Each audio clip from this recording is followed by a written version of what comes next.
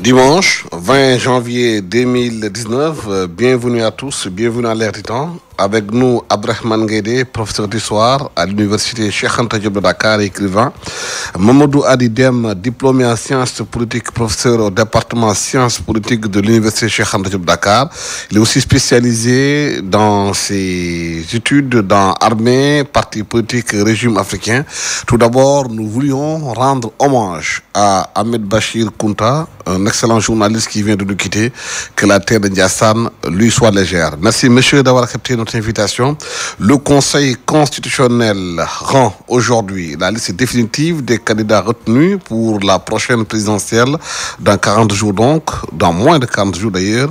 Déjà, des manifestations sont notées depuis quelques jours. Bus caillassés, pneus brûlés sur certaines artères de Dakar. Le matin, les voitures sont... Ce matin, d'ailleurs, vous avez vu les voitures de la police visibles sur certains artères de Dakar, notamment ici, près de l'immeuble JVC, à Sacré-Cœur. La société civile, les imams, certaines personnalités alertes disent que le pouvoir et l'opposition doivent savoir raison garder, mais on a l'impression que ces deux partis semblent sourds. Chacun tente de rejeter la responsabilité de la situation de l'autre. Est-ce qu'à votre avis, nous sommes en présence des germes d'une violence programmée? Moud Hadiba, merci Alassane. Permettez-moi de vous remercier pour cette invitation. Bienvenue. De remercier aussi et de saluer mon co-débatteur du jour, le professeur Abdrahmane Gaïdé, que j'ai l'honneur et le grand plaisir de faire connaissance aujourd'hui. Et par la même occasion, de saluer tous les auditeurs de la e-radio. Effectivement, nous sommes dans une période assez sensible qui est une période préélectorale. Les périodes préélectorales sont toujours porteuses de germes de violence, comme vous l'avez dit. Et cela est perceptible aujourd'hui dans les rues de Dakar avec le déploiement des forces de l'ordre dans les différentes artères, mais aussi la frustration emmagasinée par une certaine opposition suite à la publication de la liste provisoire des candidats à l'élection présidentielle. Nous acheminons vers une élection assez particulière, l'élection de 2019. Pourquoi? Elle est particulière en ce sens que nous sommes en phase expérimentale de ce qu'on appelle le parrainage à l'élection présidentielle. Ce parrainage, si on le replace dans son contexte, il a été mis en place justement pour rationaliser les candidatures à l'élection présidentielle. Parce que suite à l'élection législative, aux élections législatives de 2017, on s'est retrouvé avec 47 listes. Et cela a posé un problème d'organisation des élections législatives de 2017. Donc il fallait réfléchir sur un mécanisme qui puisse permettre donc de rationaliser les candidatures. Donc à défaut de rationaliser les partis politiques, il fallait rationaliser donc les candidatures. Et c'est ce que l'on a vu avec la loi sur le parrainage, qui a permis justement d'avoir une liste provisoire donc de 5 candidats. 5 candidats parmi les plus représentatifs donc de l'espace politique sénégalais aujourd'hui. Donc, ceux qui, au départ, quand il fallait donc retirer les fiches de parrainage, il y avait presque une centaine donc de candidats à la candidature. Et aujourd'hui, on se retrouve avec 5 candidats potentiels. Donc, forcément, ceux qui sont recalés peuvent développer donc des sentiments de frustration qui s'est manifesté dans les rues de Dakar la semaine dernière. Donc voilà camper un peu ce que je disais, le contexte assez particulier de l'élection présidentielle de 2019. Peut-être que nous aurons l'occasion de revenir plus amplement en détail sur le parrainage et les autres aspects du processus électoral. Abdrahmane Gaïdé, est-ce que vous êtes de ceux qui pensent que la situation actuelle dans laquelle nous sommes ressemble à celle de 1993? Il y a beaucoup de journaux qui ont analysé cette situation en disant qu'il ressemble un peu cette période-là à celle qu'on a vécue en 1993. Merci d'abord, Alassane, de me convier à cette émission dans cette nouvelle radio qui est très belle. Merci. Avec un bleu, ceux qui nous écoutent, c'est un bleu. Et le bleu est une couleur, je crois, extrêmement importante. Elle doit même certainement se refléter dans le langage que nous utilisons dans l'espace public, pour qu'on puisse nous-mêmes participer à l'apaisement de la chose. Bon, il est vrai que les élections à venir, il y a quelque chose qui peut nous faire trembler un tout petit peu. Et puis, il faut comprendre aussi que les réactions des populations ces derniers jours sont tout à fait compréhensibles, puisque c'est deux éléments importants de landerneau politique qui sont quand même hors du champ de course. Ce n'est pas... c'est des pointures. Khalifa Sall, c'est une grande pointure. Karim Wade, c'est une pointure. Et puis, derrière Karim Wade, il y a autre chose de plus important. Donc, je crois qu'il faut que les gens prennent en compte la réalité des poids que représentent ces individualités, mais aussi qu'on prenne conscience, aussi, une fois pour toutes, que les élections, c'est un moment important qui canalise quelque chose, un sentiment, pas le sentiment national, mais le sentiment individuel de choisir. Donc il y a forcément quelque chose qui doit être creusé davantage pour qu'on puisse comprendre. Les réactions des individus ne sont pas seulement des réactions épidermiques, elles sont encore plus profondes. Donc, et je crois que l'État qui a le dernier mot, est celui-là même qui doit garantir donc la tranquillité des populations. Et en amont, certainement, le prof de sciences politiques a parlé de parrainage. En amont, il y a des choses. Et il faut se dire la vérité aussi, qu'il y a des accumulations de frustration qui se sont étalées sur le temps et qui peuvent être des catalyseurs de... Je n'aime pas trop le terme violence, mais catalyseur de violence, puisque c'est tout simplement lié au fait qu'on est touché dans sa profondeur, et même si c'est souvent subjectif, il faut essayer de le comprendre et essayer de le gérer de manière à ce que ça ne perturbe pas l'historicité de la démocratie sénégalaise. Mais est-ce qu'on peut comparer aujourd'hui la situation dans laquelle nous sommes avec celle de 1993 ? Si je dois avouer, 1993, je ne le maîtrise pas, je n'étais pas encore dans l'espace sénégalais et je ne m'intéressais pas trop à la politique sénégalaise. En 1993, je ne me rappelle plus ce qui s'était passé au Sénégal pour le comparer à 2019. Oui. Pourquoi aujourd'hui la classe politique sénégalaise semble sourde aux appels, aux alertes qui ont été données par la société civile, aussi bien le pouvoir que l'opposition? Chacun semble camper sur ses positions.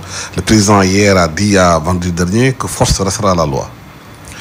Oui, je pense que le président est dans son rôle de dire que force restera à la loi, puisqu'il est investi donc de cette mission de garantir la sécurité des personnes.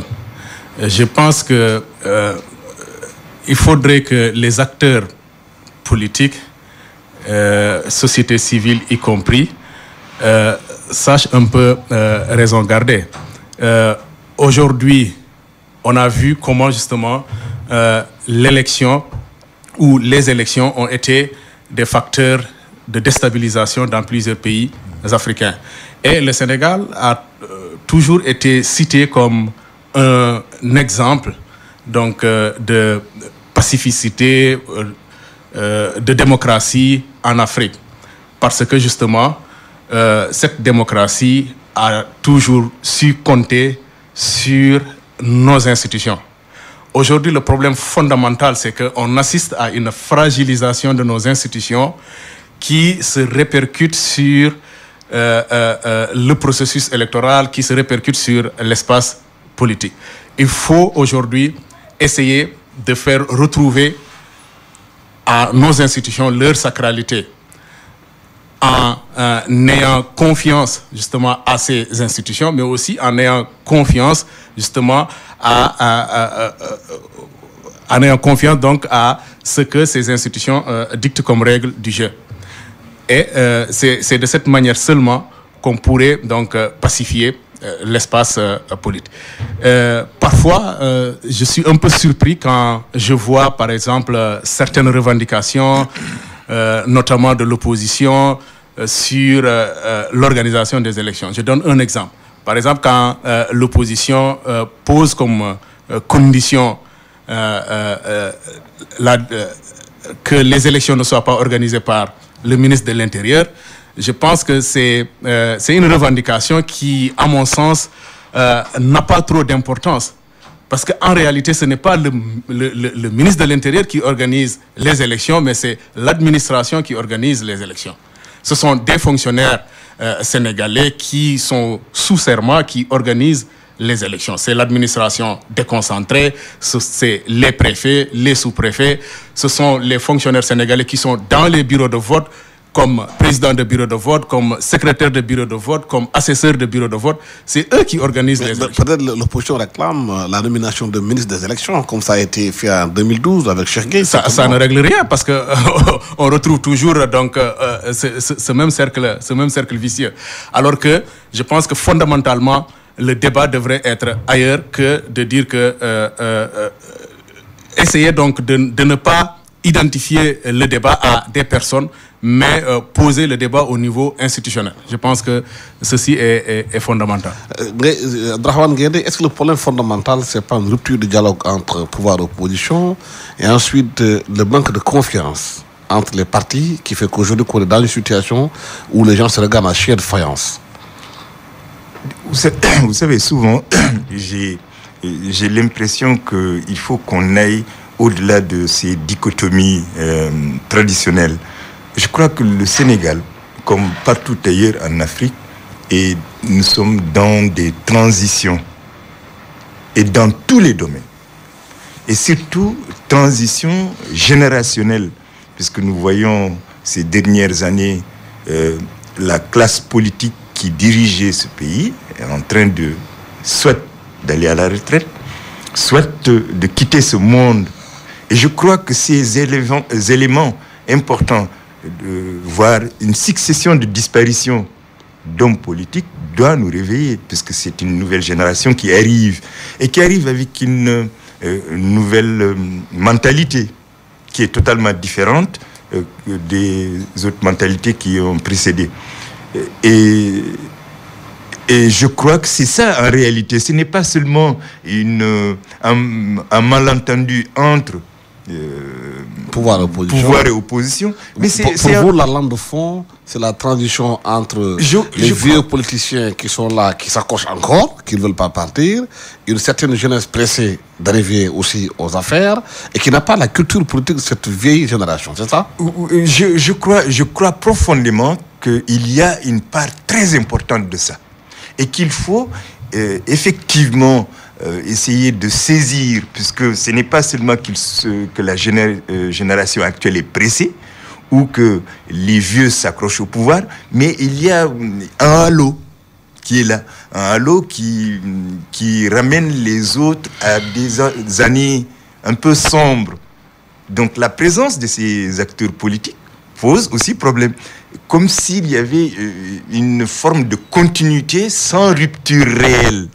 Alors que je crois que l'enjeu le plus important, nous sommes tous de la même génération et nous nous connaissons tous. Et donc, il y a quelque chose qui est en train de se faire en mayonnaise au fond, qui n'arrive pas encore à prendre. Les vieux, je crois qu'ils sont presque partis. Ils sont là, mais nous préparons d'ici 5 ans, nous préparons d'ici 10 ans. Je ne dis pas que tout le monde va disparaître d'ici là, mais il y a quelque chose qui est en train de se faire et c'est ça qui pose problème.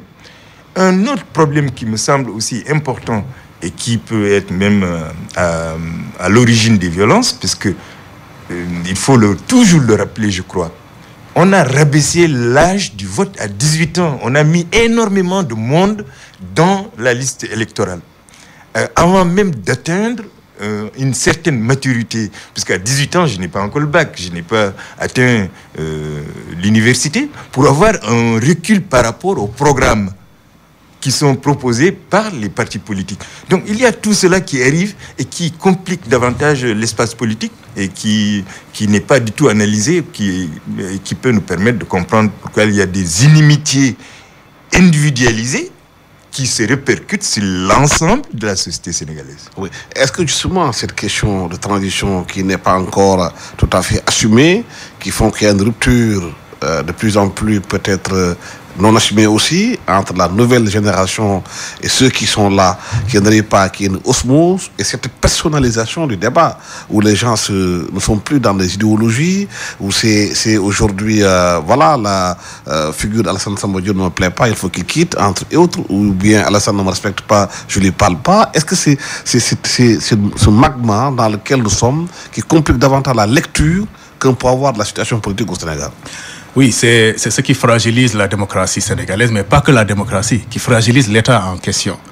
Parce que nous assistons au Sénégal et un peu partout ailleurs en Afrique, le processus d'institutionnalisation de l'État est un processus encore inachevé.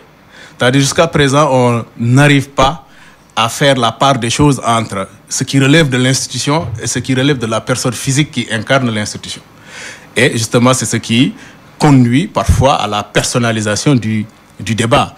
Aujourd'hui, prenons n'importe quel discours de l'opposition qui est adressé au président. En réalité, ce n'est pas l'institution incarnée par Macky Sall qui pose problème, mais c'est la personne de Macky Sall elle-même qui pose problème.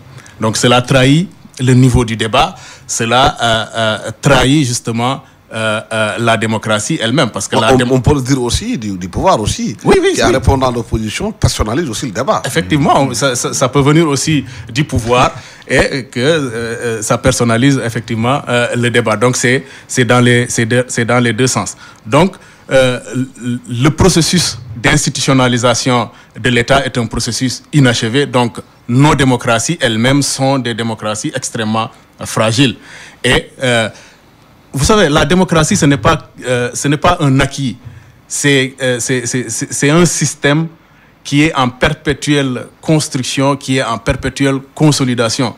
Aujourd'hui même, les grandes démocraties qui pensaient avoir achevé leur processus d'institutionnalisation de la démocratie se voient du jour au lendemain, se voient du jour au lendemain confrontés à des situations qui étaient jusque-là imprévisibles. Est-ce que c'est une tendance mondiale? Aujourd'hui, on a vu, par exemple, quand Donald Trump venait au pouvoir, il a personnalisé le débat par rapport à Obama, qui devait quitter le pouvoir parce que pour lui, Obama symbolisait l'échec de l'Amérique. Pour Trump, est-ce qu'aujourd'hui, cette tendance qu'on voit un peu en Europe, avec le populisme en Italie, aujourd'hui les gilets jaunes qui montent en puissance en France, est-ce que c'est une tendance mondiale? C'est une tendance mondiale de la crise de la démocratie représentative qui est en crise pour plusieurs raisons. Vous avez parlé en Europe de la montée en puissance des populismes. Cette montée en puissance des populismes est fortement liée à un taux de chômage que les différents gouvernements qui se sont succédés dans les pays occidentaux n'ont pas su freiner. Et cela a permis donc une montée en puissance de partis extrêmement nationalistes, de partis extrêmement populistes qui ont fait penser que cette crise du chômage est liée à une immigration incontrôlée. C'est ce qui a été à l'origine du Brexit au Royaume-Uni. En Angleterre, autant pour moi, c'est ce qui explique aujourd'hui la crise des Gilets jaunes en France. C'est ce qui est à l'origine donc de l'élection de Obama aux États-Unis, etc.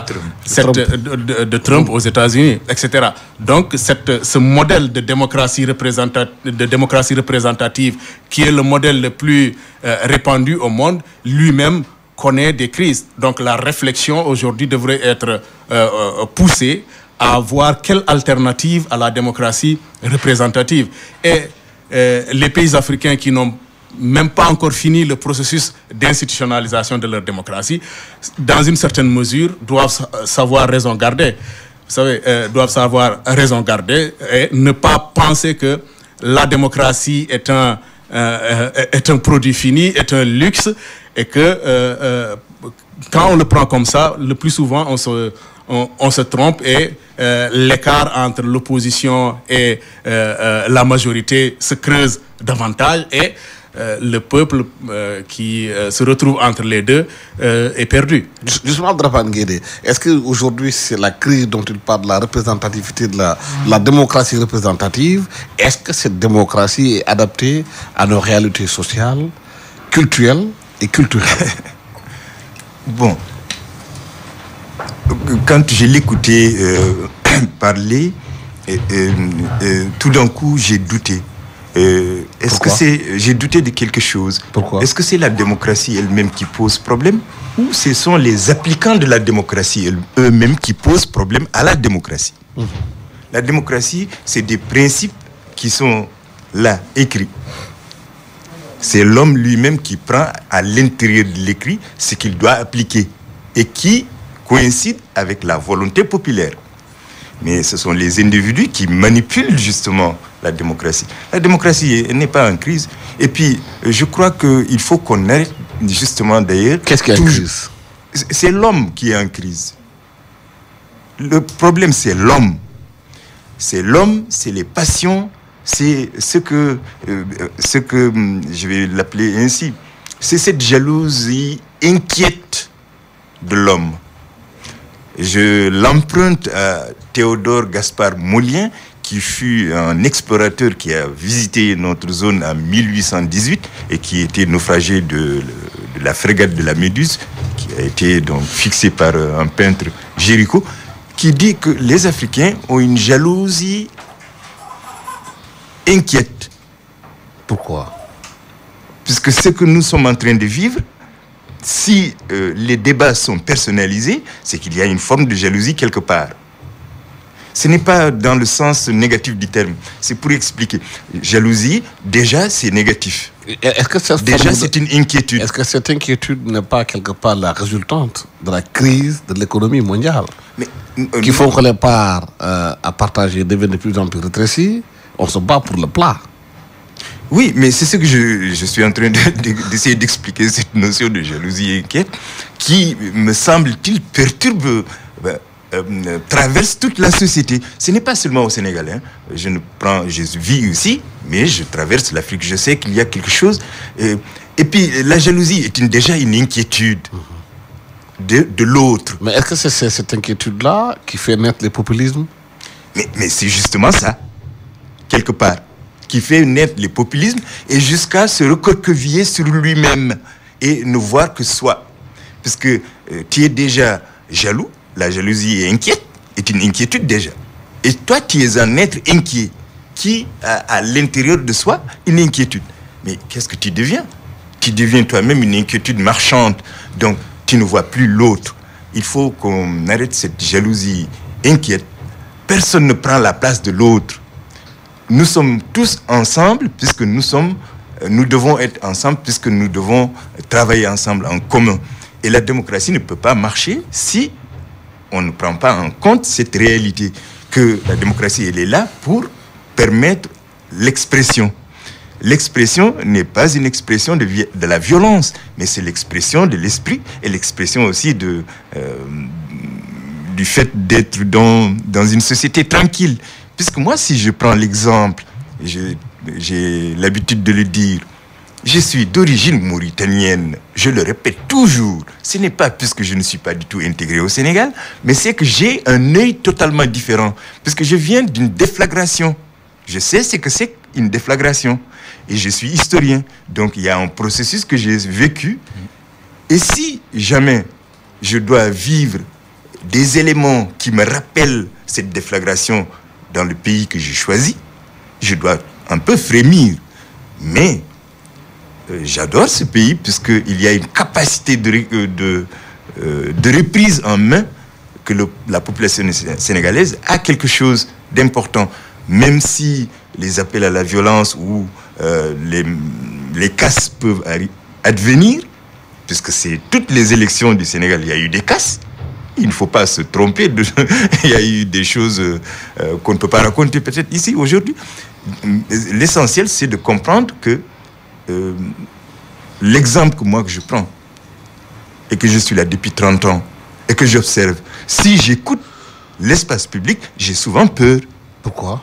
Puisque tout simplement, j'entends des choses que je n'aurais pas dû entendre, que j'avais oubliées. Qu'est-ce que tu entends? Ben, j'entends des choses qui ne sont pas du tout catholiques. Lesquelles? Bon, je vais peut-être prendre une métaphore. Aujourd'hui, on utilise beaucoup de termes qui étaient polysémiques. Quels sont ces termes? Qui permettaient de comprendre mieux. Mais ces termes se sont monolithisés. Ils sont devenus monolithiques. Quels sont ces termes? Les termes, par exemple, d'ethnie. Moi, j'ai fui un racisme contre les Halpulaars. Quand je m'entends ici dire qu'il y a du racisme à Halpulaar, j'ai envie de j'ai envie d'aller en Australie. Parce que sinon, j'aurais échoué. Depuis 30 ans que je suis dans, je m'excuse, la sauce sénégalaise, qui m'a permis de devenir un être humain, de comprendre que je suis un être humain. Je n'ai pas quitté la Mauritanie puisque j'étais en Halpulaar. J'étais Halpulaar à 27 ans. Mais aujourd'hui, je ne suis plus en Halpulaar. Je suis en Samba Diallo endogène et qui assume son endogénité. Est-ce que si on assiste à ces genres de situations, ces stigmatisations de plus en plus dans nos sociétés, est-ce que c'est la crise de l'économie ou bien des valeurs qui font qu'on est dans cette situation aujourd'hui? Moi, je pense plutôt que c'est un début de crise de valeurs, ou bien de crise de valeurs même. Il faut un peu relativiser quand même le débat sur l'ethnie au Sénégal. Je pense que même si on a des prémices de débat ethniciste, c'est quand même à une proportion extrêmement réduite. Et que, parce que c'est lié à la configuration sociale du Sénégal. Nous sommes dans une société où quand même le brassage multi-ethnique est une réalité. Aujourd'hui, les mariages entre ethnies, le brassage entre les religions, c'est quelque chose qui est extrêmement cimenté et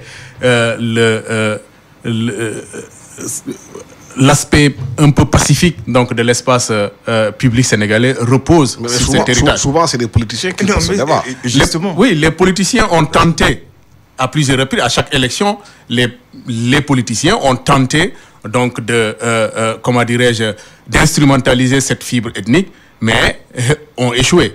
Souvenez-vous, en 2012, comment le président Abdoulaye Wade a voulu donc justement instrumentaliser cette fibre ethnique, mais les Sénégalais n'ont pas suivi dans cette direction. Donc je pense que le débat ethnique, on doit le relativiser pour le bien du Sénégal. Vous savez que depuis les indépendances jusqu'à nos jours, l'ethnicisation du pouvoir et la régionalisation du pouvoir a fait énormément de mal dans plusieurs pays africains. Aujourd'hui, le Sénégal, compte tenu de son héritage socio-historique, basé sur un brassage multiethnique, basé sur le cousinage à plaisanterie, a permis donc d'échapper à cette instrumentalisation donc, de la fibre ethnique. Et je suis persuadé que nous continuerons à échapper à cette instrumentalisation donc, de l'ethnicité. Mais est-ce que cela est dû à la déchéance de la classe politique sénégalaise aujourd'hui? Si on porte ces débats-là qui dépassent sur le débat des idées, un débat économique, un débat programmatique, un débat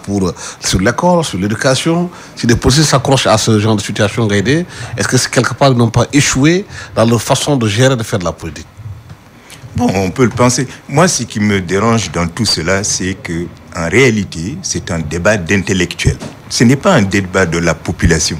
Moi, je suis là depuis 30 ans. Je n'ai jamais vu deux Sénégalais se battre pour leur ethnie. Ça n'existe pas. Des intellectuels qui ont échoué, peut-être. Ben, je ne sais pas s'ils ont échoué. Je n'ose pas le dire, puisque ça, c'est c'est un jugement de valeur. C'est un jugement de valeur. Mais il y a quelque chose qu'on doit remettre sur les rails. Il faut que les intellectuels arrêtent de parler de choses en les détruisant. Eux qui auraient dû éclairer, justement, la population, pour qu'elle comprenne que les différences que nous sommes en train de vivre, c'est ça la chance. Mais comment arriver à limiter justement cette jalousie inquiète qui prend l'ethnie, qui me prend, puisque moi je ne suis pas prêt pour qu'on me pressure mon ethnicité et qu'on me la rende dans un jus que je ne peux pas boire. C'est pas possible. Je suis pour qu'on... il faut en parler. Il ne faut pas relativiser les choses. Quand on répète les choses, elles sonnent dans l'oreille, et elles sonnent dans l'esprit et elles restent là. Il faut en discuter, parce que c'est des choses justement qui sont là, qui sont réelles d'ailleurs, avec lesquelles on vit. Mais est-ce que c'est là... Oui, vous avez parlé de quelque chose d'assez intéressant, le débat politique. On assiste à une banalisation du débat politique, il faut le dire. Vous avez soulevé l'absence d'un débat programmatique, d'un débat d'idées, d'un débat idéologique, etc. Mais à ce niveau, les responsabilités sont partagées. Les responsabilités sont partagées entre ceux qui produisent le discours et ceux qui font produire le discours, la presse. Absolument. C'est la presse qui a contribué à banaliser le discours politique. Parce que quand on reçoit un journaliste qui reçoit un politicien et qui a donc des questions taillées sur mesure, etc., c'est le journaliste qui doit mener. Aujourd'hui, la presse sénégalaise est envahie par des gens qui n'ont rien à voir avec cette presse-là, qui n'ont même pas de place dans cette presse. Ça, c'est vrai. Donc, il n'y a pas eu une réglementation donc, de la presse. Donc, le discours est devenu extrêmement accessible. Les plateaux de radio et de télévision sont devenus extrêmement accessibles à n'importe qui. Donc, cela a contribué. La presse doit faire son vrai procès. Oui, parce que, et cela est autre chose. Il y a constamment, donc, dans cette presse, la recherche du buzz. Parce qu'il faut donc avoir le maximum d'auditeurs pour faire passer des publicités, etc., etc. Donc, il faut être donc dans l'émotionnel, dans l'événementiel, que d'être donc dans la production donc d'un discours structuré, d'un discours crédible, d'un discours pertinent, etc. Donc, à ce niveau, les responsabilités sont extrêmement partagées. On en est arrivé donc à personnaliser le débat, à ne plus faire donc des débats basés sur des programmes, sur des idéologies. L'idéologie a disparu depuis très longtemps de l'espace politique. Aujourd'hui, quand on voit comment les coalitions se font et se défont, on n'ose plus parler donc d'idéologie. On a la coalition Benno Bokk Yakaar où l'on retrouve à la fois des socialistes, des libéraux, des marxistes, des léninistes, des communistes, etc. Donc la frontière idéologique, elle a sauté. Et le débat sur l'idéologie n'existe plus, le débat sur les programmes n'existe plus. Ce qui existe, donc, c'est des invectives, c'est des débats de personnes, et cela ne rend pas service donc, à la démocratie. Qu'est-ce qu'on doit faire pour revenir aujourd'hui aux fondamentaux, Gaïdé? Bon, l'une des pistes que un historien, si je parle en tant qu'historien maintenant, puisque je l'encourage de plus en plus d'ouvrir des recherches sur les dualités au pouvoir et l'histoire des individualités aussi qui ont dirigé les pouvoirs pour qu'on puisse comprendre dans leur processus, leur itinéraire, à quel moment les choses dites disparues réapparaissent à la surface. Pour qu'on puisse préparer l'avenir. Puisque nous avons déjà vu, j'ai l'habitude de le dire, nous avons déjà vécu. Nous sommes en train d'écrire notre propre histoire en écrivant, en traçant des lignes pour les autres qui viennent. Donc je crois qu'il faut qu'on ouvre des recherches sur la passion, les inimitiés et comment l'inimitié entre deux individualités fortes peut déteindre sur la société, xar société bi. Nee nañu Sénégal kenn du ko xar ñaar su fekkee ci biti dañuy xeex duñu xar ñaar mais su fekkee ci biir dañuy xar 1000. Lu tax loolu c'est lié certainement aux passions et ce que j'ai appelé en empruntant encore Gaspard Théodore Monnier la jalousie inquiète. Il faut prendre ça dans le sens le plus fort du terme, puisque c'est quelque chose qu'on peut analyser et qui peut nous permettre justement de comprendre comment les sentiments, nous sommes des humains, les sentiments influent sur les décisions politiques et sur toutes les décisions qui peuvent perturber une société. Et si on a des institutions, comme l'a dit Mamadou Omar Hadiba, comme il l'a dit. On a des institutions, Mamadou Hadiba, comme il l'a dit, des institutions d'EM qui ne sont pas aujourd'hui, qui sont désacralisées. Parce que c'est la même qui les incarne peut-être, en les personnalisant. Bon, moi, je suis... il y a quelques mois, je corrigeais un projet qui était en train de faire une comparaison entre le Sénégal et le Gabon sur la dynastisation du pouvoir.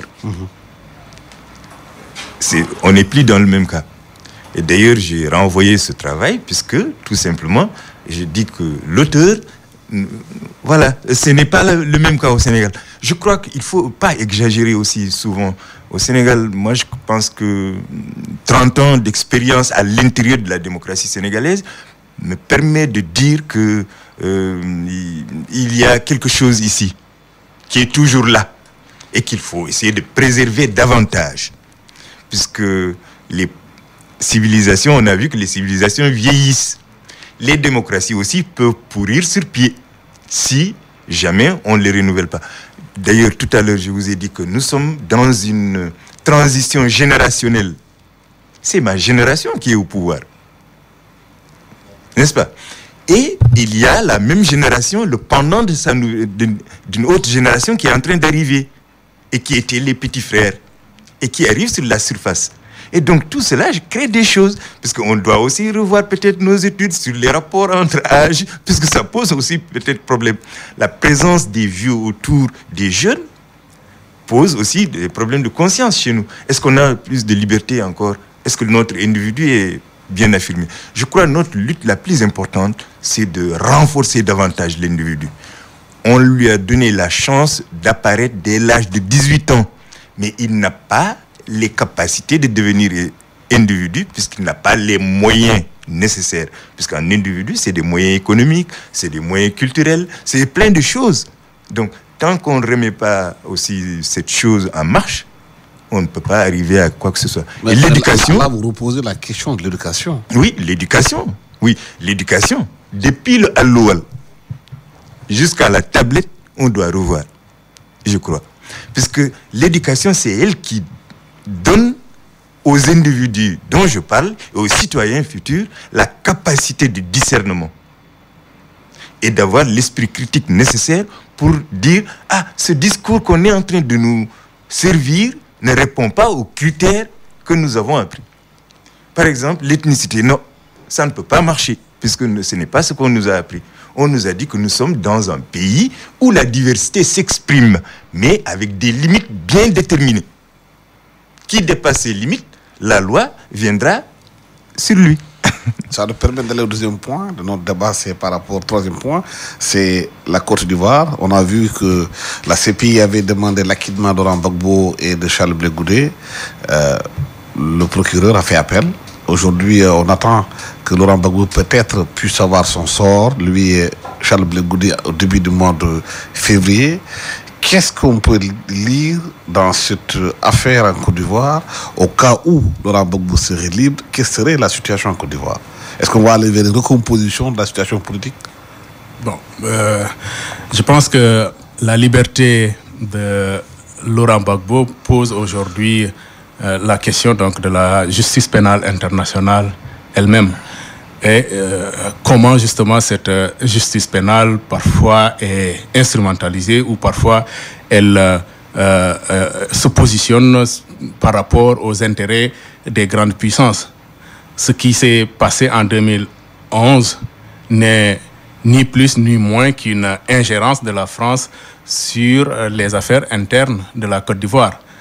Il fallait justement casser une dynamique qui était en construction, donc une dynamique qui consistait à renforcer la coopération intra-africaine que la Libye avait voulu mettre en place et a voulu donc se positionner comme étant la locomotive qui allait tirer les pays de l'Union africaine. C'est-à-dire la Côte d'Ivoire était dans une situation de reprendre sa souveraineté. Oui, la Côte d'Ivoire était dans une... Avec Laurent Gbagbo. Avec Laurent Gbagbo, la Côte d'Ivoire était dans une dynamique donc de retrouver cette souveraineté. Il y avait justement cette proximité entre la Côte d'Ivoire la Libye, justement. Donc, il fallait casser cette dynamique. Et on a vu comment, justement, cette dynamique-là a été cassée par le truchement donc, des interventions de la France en Libye et en Côte d'Ivoire. Aujourd'hui, on assiste à cette réhabilitation donc, de Laurent Gbagbo parce que, à défaut donc, justement, de preuves que justement, il était à l'origine de crises contre l'humanité. Il y a eu des violences post-électorales des deux camps, donc, entre le nord pro-Ouattara et les partisans de Gbagbo, beaucoup plus au sud. Donc, à ce niveau, il était très difficile donc, de réunir un certain nombre de preuves à l'encontre donc, de Laurent Gbagbo. Donc, sa libération aujourd'hui, est-ce que ça peut contribuer donc, à une reconfiguration de l'espace politique en Côte d'Ivoire? Tout dépendra donc, de son avenir et de l'avenir qu'il voudrait donc, tracer. Est-ce qu'il reviendra en Côte d'Ivoire pour se relancer en politique, etc. Ça, je pense que c'est un peu prématuré donc, de se prononcer là-dessus, mais tout compte fait, ce que l'on peut retenir, c'est qu'il y a aujourd'hui une réhabilitation donc, de Laurent Gbagbo dans ses droits et que son probable retour en Côte d'Ivoire peut changer des choses sur l'espace politique ivoirien. Il y a eu quand même 3000 morts officiellement déclarés dans ce conflit. Les familles se demandent aujourd'hui qui est responsable de ces morts. Personne ne doit payer pour ça. Bon, il faut d'abord rappeler que Laurent Gbagbo n'est pas encore libre. Hein? Ah non. Pas encore, La décision a été suspendue. Absolument. Et début février. Et il risque d'ailleurs de rester très longtemps là-bas, puisque la procédure est longue.